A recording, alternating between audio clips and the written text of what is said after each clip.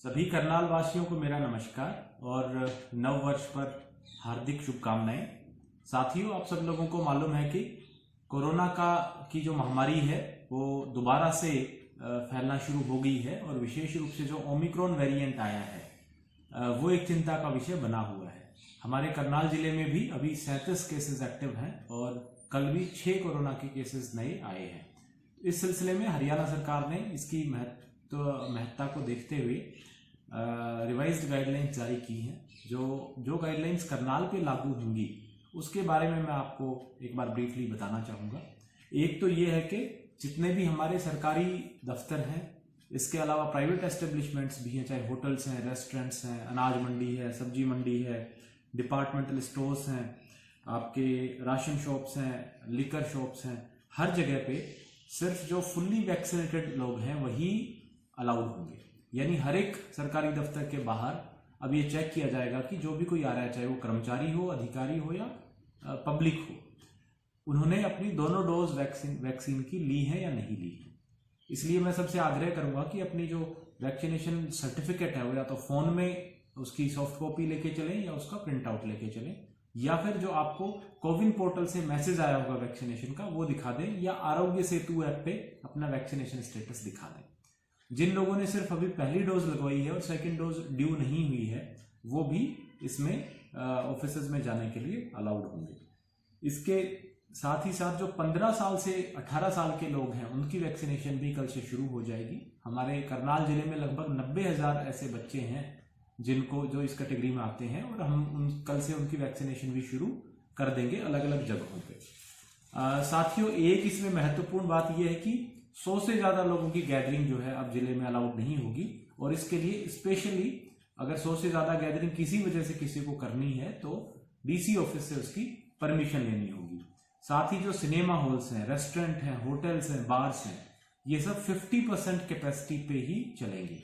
यानी अगर किसी होटल में या किसी रेस्टोरेंट में लोगों के बैठने की कैपेसिटी 80 लोगों की है तो सिर्फ 40 लोग ही एक समय पे बैठ सकते हैं। स्कूल्स हैं, कॉलेजेस हैं, लाइब्रेरीज हैं, ITIs हैं, आईलेट सेंटर्स हैं, हमारी आंगनवाड़ी सेंटर्स हैं, ये सब जो है 12 तारीख तक बंद रहेंगी। तो ये गाइडलाइंस 12 तारीख तक है, अभी 12 जनवरी 2022 तक। तो उस सिलसिले में जो एजुकेशन इंस्टीट्यूशंस है वो सारे बंद रहेंगे। जो अंतिम संस्कार है वहां पे लोगों की जो क्षमता है जितने इकट्ठे हो सकते हैं वो सिर्फ 50 है, 50 लोग ही इकट्ठे हो सकते हैं।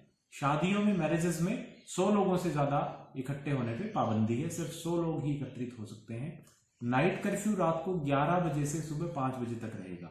उस दौरान किसी भी तरह की गैदरिंग और मूवमेंट, अननेसेसरी मूवमेंट पे पाबंदी है और अगर इस तरह की मूवमेंट मिलती है तो उस पर कार्रवाई की जाएगी। अगर कोई इंडिविजुअल वायलेशन करता हुआ पाया जाता है तो 500 रुपए का चालान होगा। अगर कोई संस्था वायलेशन करती है तो 5,000 का चालान होगा और अगर रिपीटेड वायलेशंस होते हैं तो उसमें डिजास्टर मैनेजमेंट एक्ट के तहत भी और IPC के तहत भी FIR दर्ज की जाएगी। एक चीज मैं और स्पष्ट करूं कि प्रशासन ने सभी रेस्टोरेंट्स, ढाबा, होटल्स एसोसिएशंस के साथ बैठक करके, इंडस्ट्रियल एसोसिएशंस हैं, केमिस्ट एसोसिएशंस हैं, इन सबसे हमारी बात की है और हमने कहा है कि no service no mask, no mask no service. अगर आपने मास्क नहीं पहना है तो आपको सर्विस नहीं मिलेगी। इसी प्रकार से नो वैक्सीनेशन नो सर्विस, अगर वैक्सीनेशन नहीं कराया तो आपको सर्विस नहीं मिलेगी। इस पॉलिसी पे हमने सबको चलने को कहा है। तो इसलिए मैं सब लोगों से आग्रह करूंगा कि मास्क जरूर पहने और साथ में अपना वैक्सीनेशन जो है दोनों डोजेस जरूर ले लें।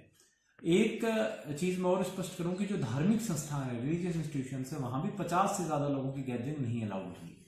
अभी रिसेंटली देखने को आ रहा है कि भंडारे के नाम पे, जागरण के नाम पे और कोई जो है रिलीजियस धार्मिक गैदरिंग्स के नाम पे बड़ी संख्या में लोग इकट्ठे हो रहे हैं। तो इस मामले में सरकार और प्रशासन सख्ती करेंगे। तो मेरी सब लोगों से आग्रह रहेगा कि जो गाइडलाइंस बताई गई हैं इनका पालन करें ताकि हम संभावित जो तीसरी वेव है कोरोना की इससे बच सकें। आप सबका बहुत बहुत धन्यवाद। सभी करनाल वासियों को मेरा नमस्कार और नव वर्ष पर हार्दिक शुभकामनाएं। साथियों, आप सब लोगों को मालूम है कि कोरोना की जो महामारी है वो दोबारा से फैलना शुरू हो गई है और विशेष रूप से जो ओमिक्रॉन वेरिएंट आया है वो एक चिंता का विषय बना हुआ है। हमारे करनाल जिले में भी अभी 37 केसेस एक्टिव हैं और कल भी 6 कोरोना के केसेस नए आए हैं। इस सिलसिले में हरियाणा सरकार ने इसकी महत्ता को देखते हुए रिवाइज्ड गाइडलाइंस जारी की हैं। जो गाइडलाइंस करनाल पे लागू होंगी उसके बारे में मैं आपको एक बार ब्रीफली बताना चाहूँगा। एक तो ये है कि जितने भी हमारे सरकारी दफ्तर हैं, इसके अलावा प्राइवेट एस्टेब्लिशमेंट्स भी हैं, चाहे होटल्स हैं, रेस्टोरेंट्स हैं, अनाज मंडी है, सब्जी मंडी है, डिपार्टमेंटल स्टोर्स हैं, आपके राशन शॉप्स हैं, लिकर शॉप्स हैं, हर जगह पे सिर्फ जो फुल्ली वैक्सीनेटेड लोग हैं वही अलाउड होंगे। यानी हर एक सरकारी दफ्तर के बाहर अब ये चेक किया जाएगा कि जो भी कोई आ रहा है, चाहे वो कर्मचारी हो, अधिकारी हो या पब्लिक हो, उन्होंने अपनी दोनों डोज वैक्सीन की ली है या नहीं ली है। इसलिए मैं सबसे आग्रह करूंगा कि अपनी जो वैक्सीनेशन सर्टिफिकेट है वो या तो फोन में उसकी सॉफ्ट कॉपी लेके चलें या उसका प्रिंट आउट लेके चलें, या फिर जो आपको कोविन पोर्टल से मैसेज आया होगा वैक्सीनेशन का वो दिखा दें, या आरोग्य सेतु ऐप पे अपना वैक्सीनेशन स्टेटस दिखा दें। जिन लोगों ने सिर्फ अभी पहली डोज लगवाई है और सेकंड डोज ड्यू नहीं हुई है वो भी इसमें ऑफिसेज में जाने के लिए अलाउड होंगे। इसके साथ ही साथ जो 15 साल से 18 साल के लोग हैं उनकी वैक्सीनेशन भी कल से शुरू हो जाएगी। हमारे करनाल जिले में लगभग 90,000 ऐसे बच्चे हैं जो इस कैटेगरी में आते हैं, और हम कल से उनकी वैक्सीनेशन भी शुरू कर देंगे अलग अलग जगहों पे। साथियों, एक इसमें महत्वपूर्ण बात यह है कि 100 से ज्यादा लोगों की गैदरिंग जो है अब जिले में अलाउड नहीं होगी, और इसके लिए स्पेशली अगर 100 से ज्यादा गैदरिंग किसी वजह से किसी को करनी है तो डीसी ऑफिस से उसकी परमिशन लेनी होगी। साथ ही जो सिनेमा हॉल्स हैं, रेस्टोरेंट हैं, होटल्स हैं, बार्स हैं, ये सब 50% कैपेसिटी पे ही चलेंगे।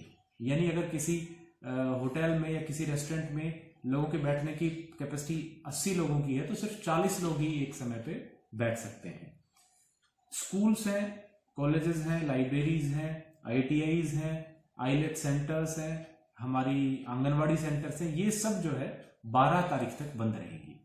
तो ये गाइडलाइंस 12 तारीख तक है, अभी 12 जनवरी 2022 तक। तो उस सिलसिले में जो एजुकेशन इंस्टीट्यूशंस है वो सारे बंद रहेंगे।